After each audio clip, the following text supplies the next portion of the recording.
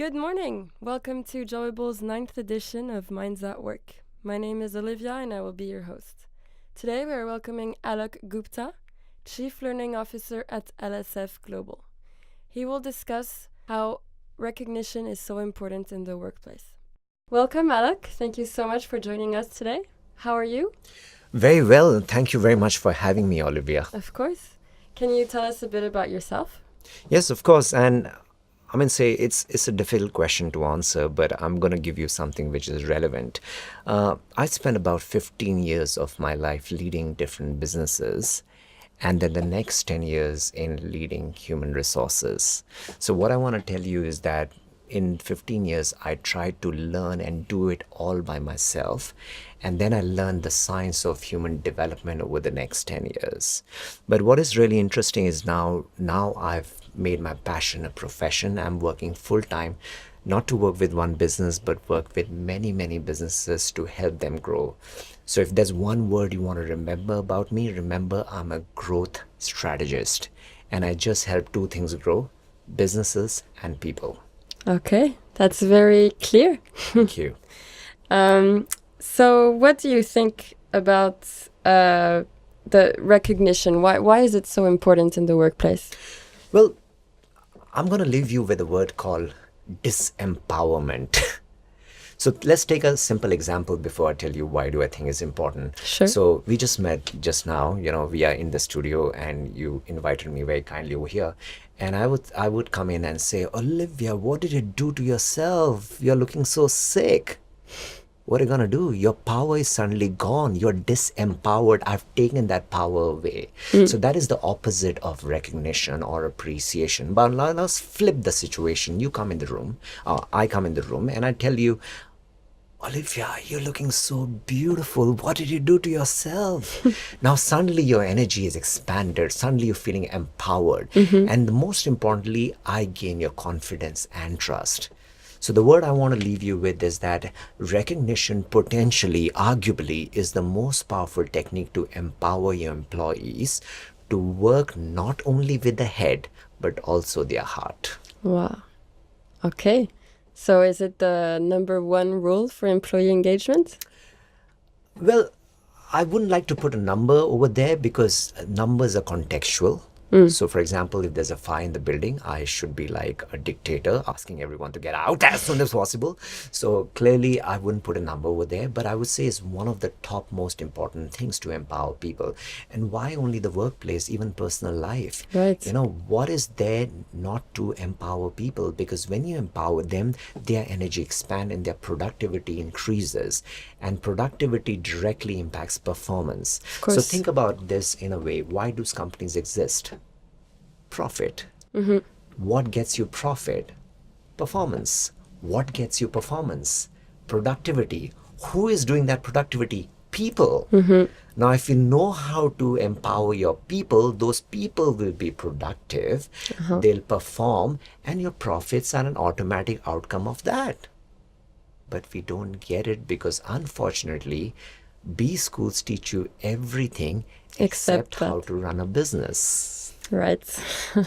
And running a business, and this is something very key, and I just mentioned it to you and I'm going to mention it again for the benefit of your viewers. If you remove the organism from the organization, an organization ceases to exist. Name a company on the planet in this whole conversation of AI and robots which exist in the absence of a human being. It is just impossible. Every computer is run by a human being, and if you don't know how to drive, lead, empower a human being, you've lost the battle even before it started. Yeah, very nicely said. Thank you. Could you give examples of simple ways to show recognition on a day-to-day basis? Absolutely. So one thing we need to remember about recognition or appreciation is that it has to be genuine. Now, there's a very fine line between flattery and appreciation, and we need to be careful over there.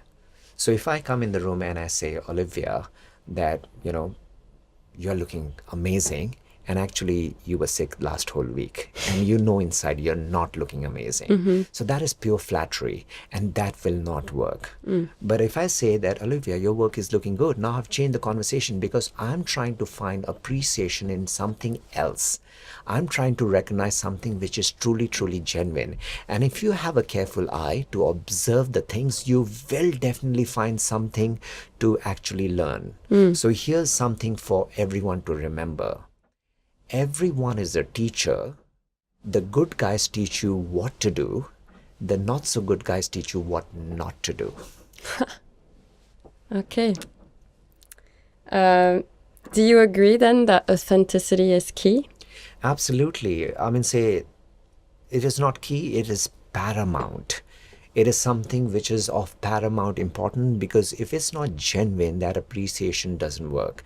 In fact, it will create a problem with your reputation. It will create a challenge between your respect. The person will not look up at you, and you will lose credibility, which has a direct impact on trust. Yeah. Now think about it.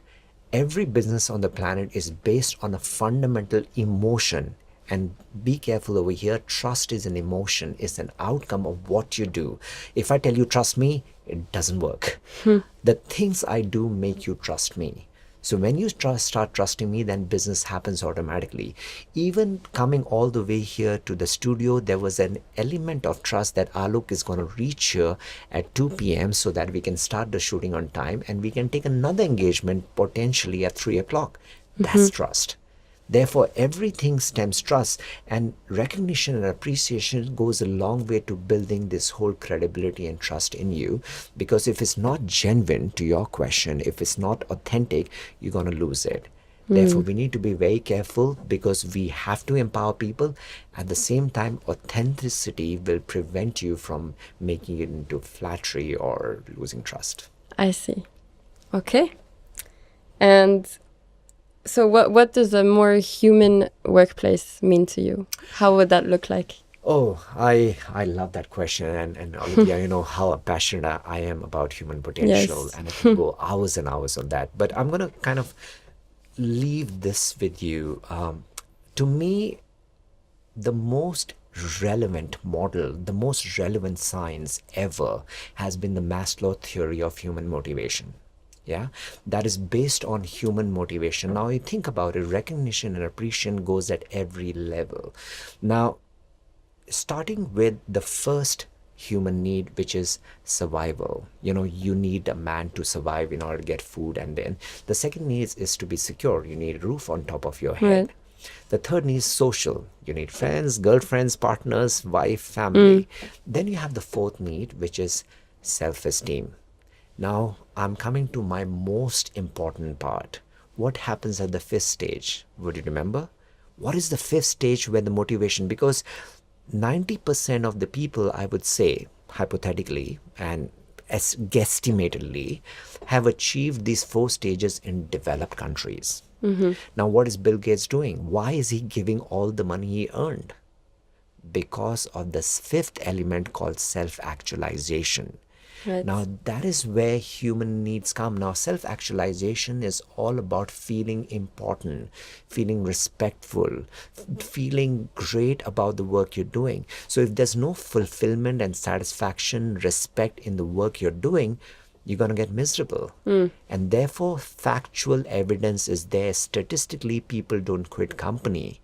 They quit bosses. They Right. quit people who don't appreciate their work. They quit places where they don't feel wanted. So that is the power of feeling human, and humanness is all in our core DNA. So I would argue and say that if there's one thing which every leader on the planet should learn, it is the science of human being, is the science of human motivation, and most importantly, psychology. Because we are very complex. We So are, maybe we are very complex, but to make that complex science simple, I would say the most profound wisdom are the most simple to understand, but extremely difficult to practice. And think about this. There's a quick 1-minute story about a shifu, a master, who used to challenge everyone in debates because intellectually he was very high. Yeah. He finished challenging everyone. There was no one in the village. He went all the way up to the mountain because somebody told him there's a great Shifu who lives up on the mountain, and this is a guy you can still challenge. So imagine Kung Fu Panda, imagine the bear, the teddy bear panda going all the way up and knocking on the door. Yeah. And the Shifu opens the door, looks at him, and closes the door back. And he's like, how can you do that? Do you know who I am? And this guy does not even pinch. He is totally unmoved with his tantrums. And then it starts snowing, it starts raining, and then finally this guy takes pity and the master opens the door, have a seat. And he serves him a cup of tea in a beautiful Chinese cup. And when he's pouring the tea, suddenly the cup of the panda, the person who was challenging the Shifu, starts spilling over the carpet. And he can't help it. He says, stop, what are you doing? He stops and said, son, that's your mind. How do I put anything in this mind when your cup is full? First empty your cup and then come to me. And therefore, the human being is simple to understand if you put your mind to it, if you try to observe every day. Now, everything I'm speaking, Olivia, 80% is experiential. I read a theory, but to me that theory is garbage if I can't use it. Right. And therefore I experiment with the theory and I find ways to actually make it work. And exactly the same thing I do at the workplace. When I see something is working for this person, so let's say I'm talking about the physical attributes of Olivia at the workplace, she doesn't like it. I should not continue doing it. Maybe she likes to be appreciated about her work. I start talking about her work. Now she loves it. But maybe she's a person who doesn't like to be appreciated every day. She wants her performance appraisal to be top notch. And she puts her heart and soul into it. And then at the time of the performance appraisal, I make it rich. I give her great feedback. I give her great rating because she truly deserves it. She's loving it. So point I'm going to leave you with is the word called context. No matter what you do, context is king. You have to look at what is this person working. Is appreciation, which is more daily of nature, working with him? Great. If it's working, which is more of a weekly nature, do that. If it's a yearly performance appraisal working for him, do that. So you have to change your strokes based on the people you're managing. So recognition is completely subjective. Well, the word let me say there are two responses to that. We can say it is subjective, so agree to that. But unfortunately, the word subjective has lost its meaning because people make it vague and ambiguous when using that word subjective. So the word I'm going to apply here is constructive. So you can be subjective, but as long as your feedback is constructive, even if it is criticism, it is going to be taken as a recognition that you care for the person. Here's a quote coming your way. People don't care how much you know unless they know how much you care. So that is truly, truly important because people really need to appreciate your caring. And when they know you truly care, and even sometimes you make a mistake, they're okay. They will not take your criticism too hard because inside they know it is because you care for their growth. They know who you are. Absolutely. Okay. It's very, very interesting. Thank you so much, Aalok. I think we covered everything. Stay tuned for the next episode. Yeah, thank you very much.